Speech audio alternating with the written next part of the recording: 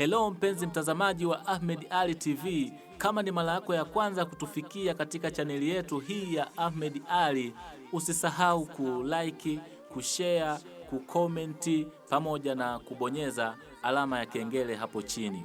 Hii itakusaidia ili uwe wa kwanza kupata taarifa zetu pindi tunapokuwa tumezipokea kutoka vyanzo mbalimbali vya habari hapa Tanzania. Bosi amtambulisha Faisal. Hatimaye milioni 800 zamleta Faisal Simba. Bwana ni habari ambazo zimetufikia hivi punde ya kwamba Faisal Salum amesaini mkataba Simba Sports Club. Likiwa kama ni pendekezo la Fadlu Davis kama kocha mkuu wa Simba Sports Club ambaye ameitoa Simba mbali na kuweza kuifikisha hapa.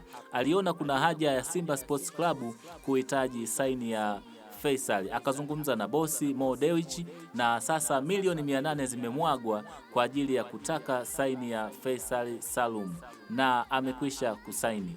Msimu ujao tutegemee kumuona Faisal Salum akiitumikia Simba. Ni jambo ambalo lilikuwa linasubiriwa kwa hamu sana na watu wengi sana, na hili sasa limeleta mapinduzi katika soka la Tanzania na Afrika Mashariki, lakini dunia pia.